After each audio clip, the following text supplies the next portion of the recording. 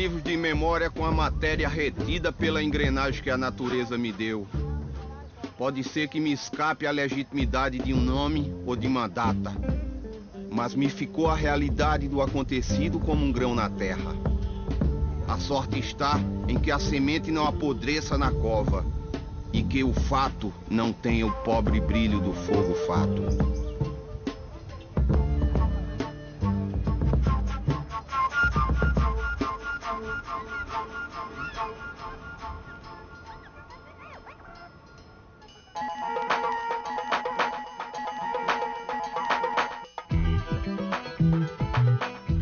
José Lins do Rego nasceu em 1901, na Paraíba, no engenho perto da cidade do Pilar. A mãe de José Lins do Rego morre quando ele é muito criança, ele tinha 2 anos de idade, certo? E é aí então que ele vai viver no engenho do avô. O tempo de formação e que ele vai discutir no seu primeiro romance de 32, O Menino de Engenho, é de fato esse momento no engenho corredor. Levaram-me para o engenho do meu avô materno. Eu ia ficar ali morando com ele. Um mundo novo se abria para mim. Menino de Engenho é o primeiro livro de uma série de 5 livros que José Lins do Rego resolveu chamar de O Ciclo da Cana-de-Açúcar. Carlos de Mello é o nome do personagem principal, o romance em primeira pessoa. E é importante para a gente perceber justamente como é que ele transforma a memória em ficção. Então, por exemplo, no romance Meninos de Engenho, o pai mata a mãe. Certo? Então, daí o pai enlouquece e ele não tem mais contato. Isso não é de fato o que aconteceu. Então, como eu disse, a mãe dele morreu de parto. Então, esse tratamento ficcional é diferente. E agora, na biografia, temos pouca informação sobre o pai. A figura importante mesmo é o avô. Seu Andorinha! Ô, seu Andorinha! Leve o gado para o pastoreio! Olhava eu meu avô como se fosse ele o engenho. A grandeza da terra era a sua grandeza. Não podia haver nada que não fosse do meu avô. O avô é uma figura importantíssima para ele. Na vida dele, a gente sabe que é a figura definidora. E partiu daí, até, de certo modo, o desejo dele de ser romancista. Ou seja, de escrever a história do avô. Foi aí que começou a obra do José Lins do Rego. É um dos livros básicos, né? É um dos livros fundamentais da literatura brasileira. E é um livro de um frescor, né? Até de uma inocência extraordinária, né? De uma beleza, de envolvimento, aquele menino de engenho, que no fundo é quase um menino brasileiro, né? Aquele menino meio com aventuras sexuais aos 10 anos, né? Pega até uma doença venérea,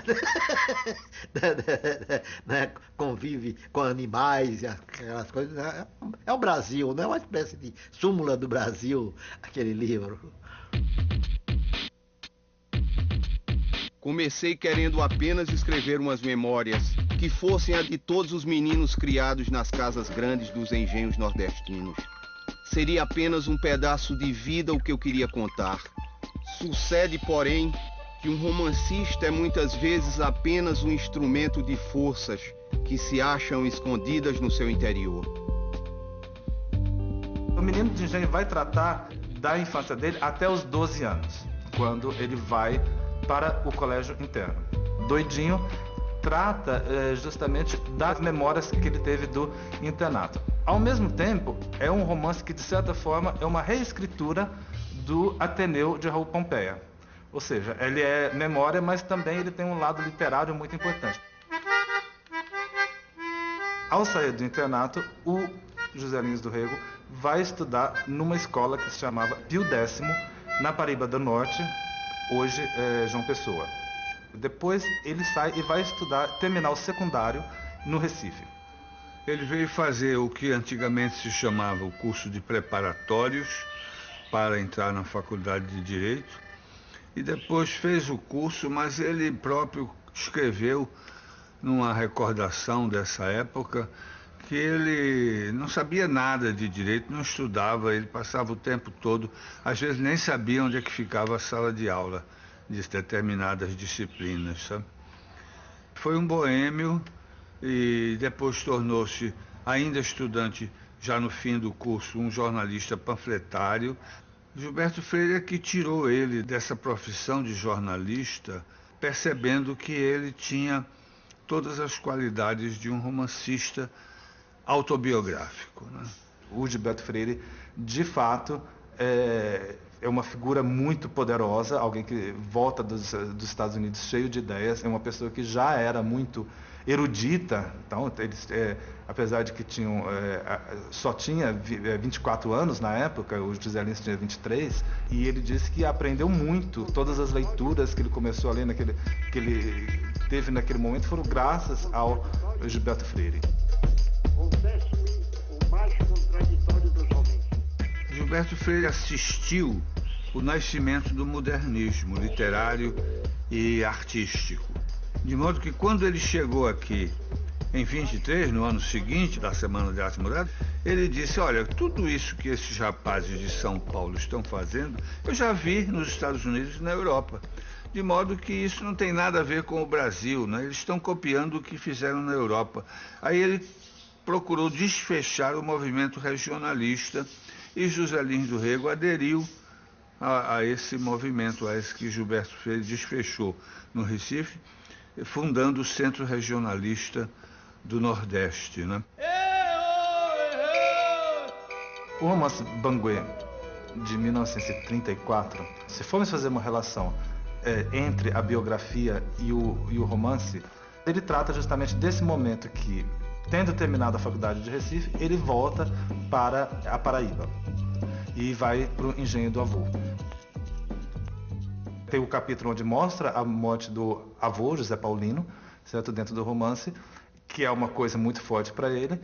E ao mesmo tempo que existe essa admiração pelo avô, com alguma crítica, mas ao mesmo tempo a figura muito poderosa, viril até do avô, ao mesmo tempo ele sente que ele não pode continuar o legado do avô. Ele não pode ser um senhor de engenho.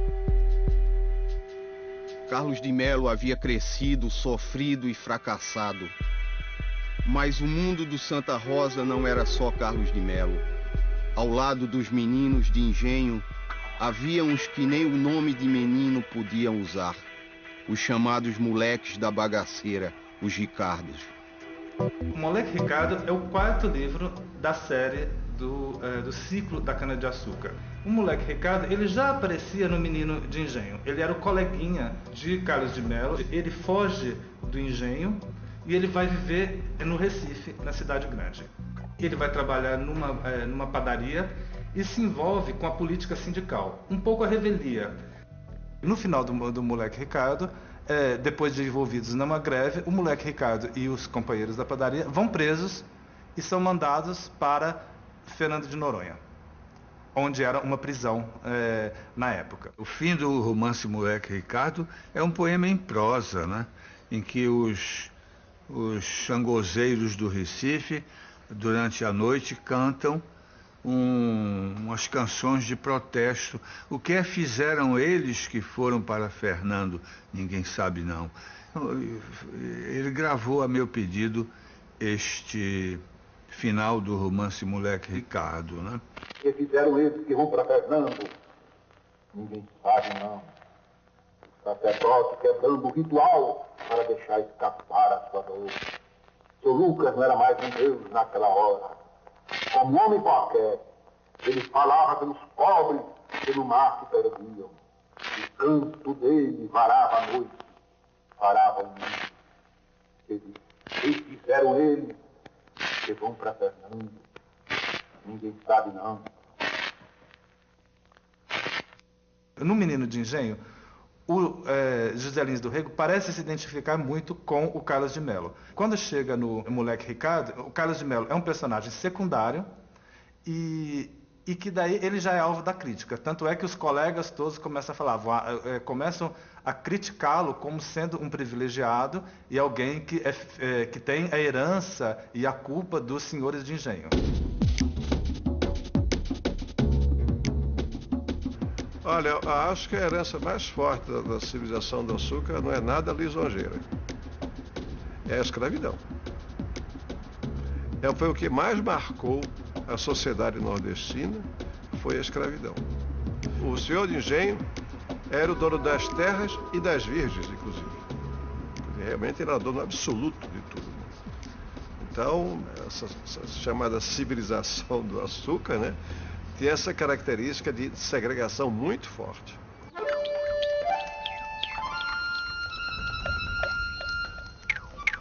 Depois do moleque Ricardo, veio Zina.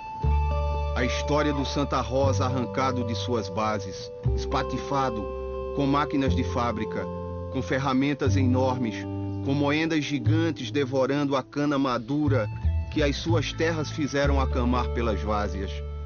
Carlos de Melo, Ricardo e o Santa Rosa se acabam. Têm o mesmo destino, estão tão intimamente ligados que a vida de um tem muito da vida do outro. No ciclo da cana-de-açúcar, eu acho que o ápice mesmo é Usina, e eu acho que em Usina você tem realmente, né, eu não sei se é o romance o mais bem escrito, o mais bem acabado, mas é onde talvez a ideia de Zé Lins, a ideia do processo da modernidade chegando, o processo de você não saber como lutar, como usar essa nova ferramenta, se consolida com Usina. Né? É onde realmente o engenho, o fogo fica morto, o fogo dos engenhos passam a ter uma posição secundária naquele ciclo, de mero fornecedores de cana, e o engenho central, que passa a ser agora a usina, assume a sua posição.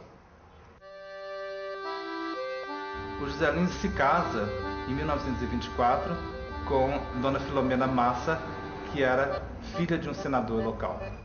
Ele vende o engenho e o sogro arruma emprego para ele em Minas, numa cidade chamada Munhuaçu.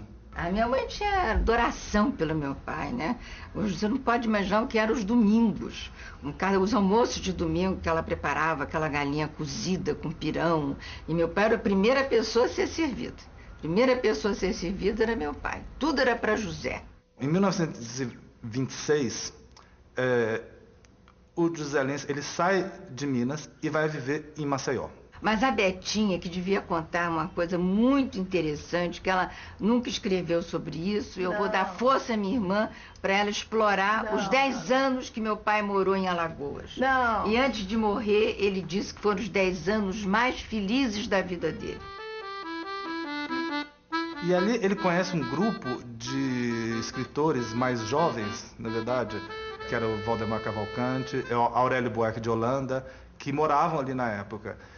E ele é muito interessante porque daí ele vira um pouco o Gilberto Freire, que ali no Alagoas. Ele começa a ensinar e divulgar as próprias ideias, ele é quase como uma sucursal de Gilberto Freire ali. E nessa época ele conviveu com grandes escritores, Graciliano Ramos, Raquel de Queiroz, Jorge de Lima. Foi exatamente em Maceió que José Lins do Rego escreveu o Menino de Engenho, né? O Banguê, o Moleque Ricardo, né? Demais que eu digo apenas, aliás, que José Lins é até um escritor alagoanizado, né?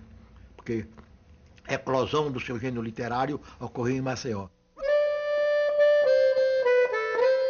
Depois nós viemos aqui para o Rio, chegamos aqui, fomos para um hotel que fica no Flamengo.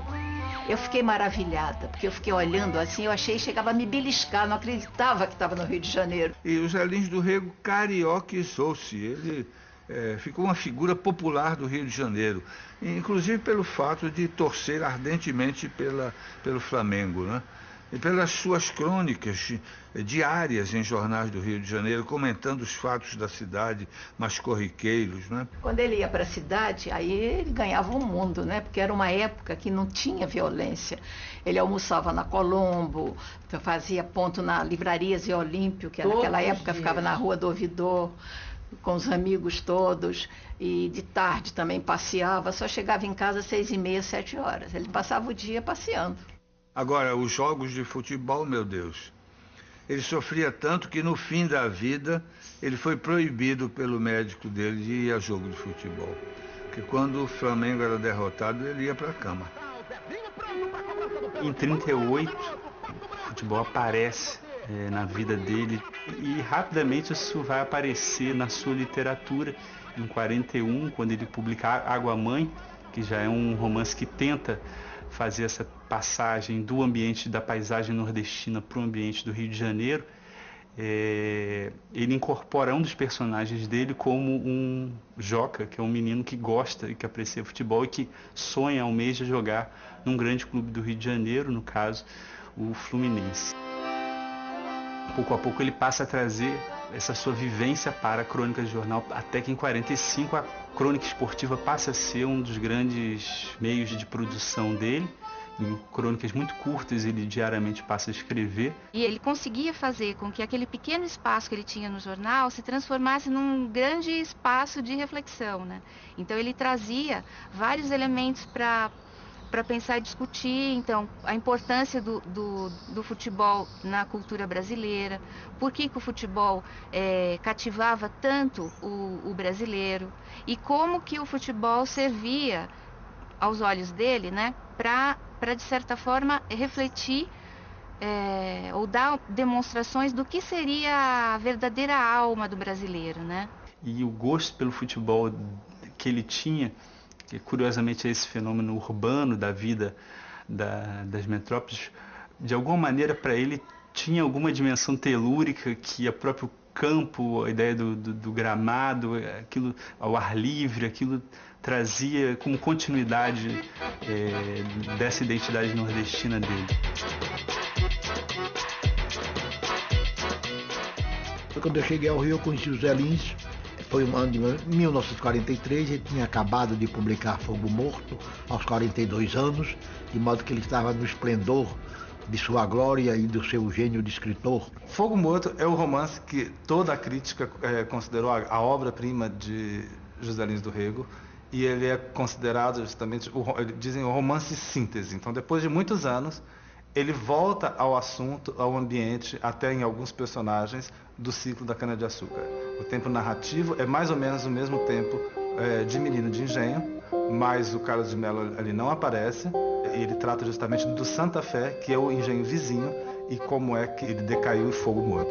Na verdade, é um romance que pertence ao ciclo, mas ao mesmo tempo está à parte do ciclo. Quer dizer, ele pertence ao ciclo porque ele vai retomar 3 personagens que pertenciam ao ciclo, que estão lá no ciclo da cana, e ele vai como que biografar individualmente cada um desses personagens.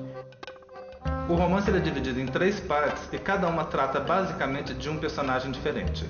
A primeira parte é sobre José Amaro, a segunda parte é sobre Lula de Holanda e a terceira parte é do Capitão Vitorino. Mas a primeira parte, por exemplo, é muito interessante porque são quase só diálogos. Não existe um narrador que interfira. Então, parece que houve essa tentativa, de fato, de não ser subjetivo. Certo? É quase uma peça de teatro, a primeira parte inteira. São os personagens falando e uma outra vez aparece, o narrador. Mas esse narrador ele é quase invisível ali. Então, isso é muito curioso, que não é típico de José Lins do Rego. Mandei ele chamar. Eu quero saber de umas coisas que o senhor andou dizendo. Eu não disse nada. O senhor deve bem saber. Eu vivo do meu trabalho, sozinho, vivo da minha casa. Pode procurar outro engenho. Está ouvindo? Pode procurar outro engenho. O mestre José Amaro deixou que ela falasse. E depois, com uma mágoa que nunca se ouvira em sua boca: comadre, está muito direito. Estou morto. Agora mesmo no Santa Fé, o coronel me botou para fora dessa casa. E não falou mais. Foi para sua rede, enjeitou a janta e na escuridão do quarto as coisas começaram a rodar na cabeça. Não haveria um direito para ele? A terra era do senhor do engenho, e ele que se danasse, que fosse com seus cacos para o inferno?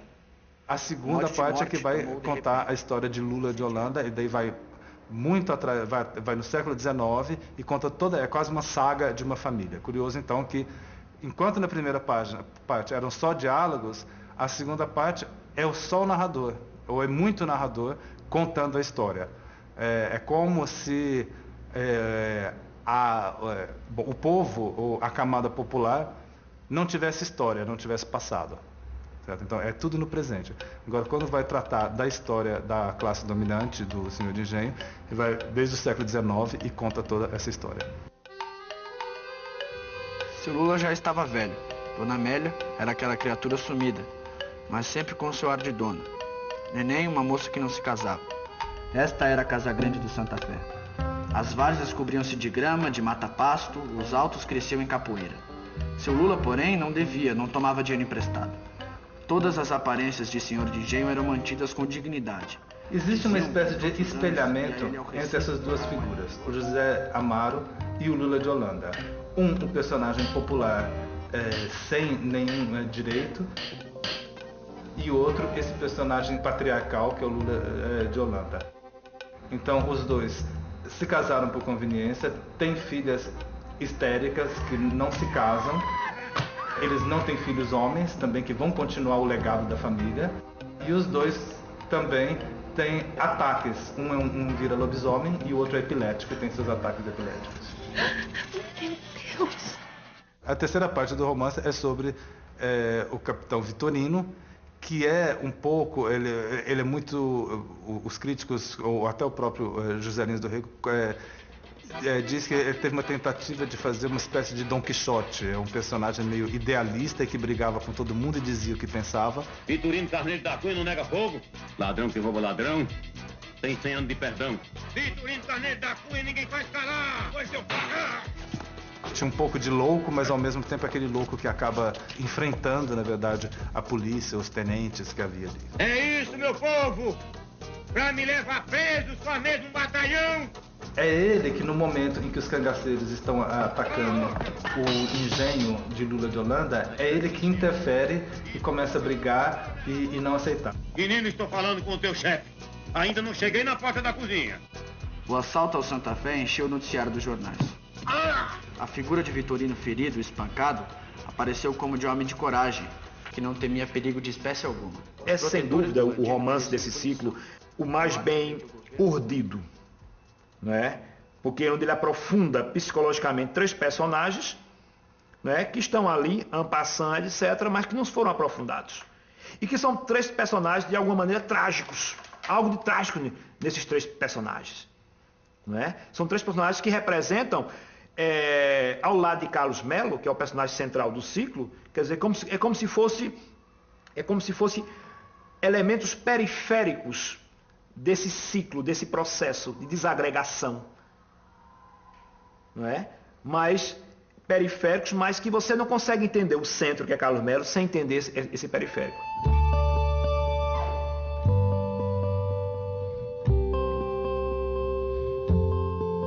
José Lins do Rego é o romancista da cana-de-açúcar, na verdade, da miséria asiática do Recife, com o moleque Ricardo, né? É o romancista do Brasil sebastianista e messiânico, com Pedra Bonita. É o romancista do futebol, com Água Mãe. É o romancista do petróleo, com o Riacho Doce. Em Eurídice, né? Ele é o romancista daquela colisão política e social que havia na década de 30, né? E finalmente ele é o esplendoroso romancista da decadência, né? Dos engenhos e da emergência da agroindústria, das usinas, né? Exatamente em Fogo Morto, né? De modo que é uma obra muito rica, não apenas do ponto de vista artístico, mas também do que se chama hoje do conteúdo, né? Eu acho que também tem que se acentuar esse caráter de um escritor polígrafo, um escritor que fazia ensaios, fazia crônicas, fazia críticas, literatura infantil, tradução, autobiografia. Não gosto de trabalhar, não fumo, durmo com muitos sonos. Se chove, tenho saudades do sol, se faz calor, tenho saudades da chuva. Vou ao futebol e sofro como um pobre diabo. Sou um homem de paixões violentas, amigo dos meus amigos e capaz de tudo se me pisarem nos calos. Afinal de contas, sou um homem como os outros e Deus queira que assim continue. Ele adorava brincadeiras, apelidos. Ele apelidava todos os garçons na Colombo, né? Ele não era acadêmico assim, como são certos acadêmicos conscientes do que é um acadêmico, da solenidade, do membro da Academia Brasileira de Letras. Ele levava aquilo na brincadeira. A nossa casa era pequena, mas para nós era um palácio. Você tinha a impressão que você morava numa casa imensa, mas porque ele fazia crer que aquilo era a casa que restou dos engenhos, né? Eu fui várias vezes à casa dele, na Rua General Garçom, nunca mais vou esquecer. E ele me pediu, como eu estava estudando biblioteconomia, que eu organizasse a biblioteca dele, que estava desorganizada. Depois ele disse: você leu mais do que organizou a minha biblioteca. Quando ele chegava das viagens, ele dizia sempre: boa romaria faz quem sua casa fique em paz. Ele adorava a casa. E antes de morrer, ele pediu para Betinho um lápis e papel. E diga, Betinho, Não, ele antes de escreveu. morrer, ele pediu um lápis e um papel. Eu tenho esse papel. Escreveu: Betinha, a força, viva a Garzon 10. A casa dele. Foram as últimas palavras de um escritor antes de morrer.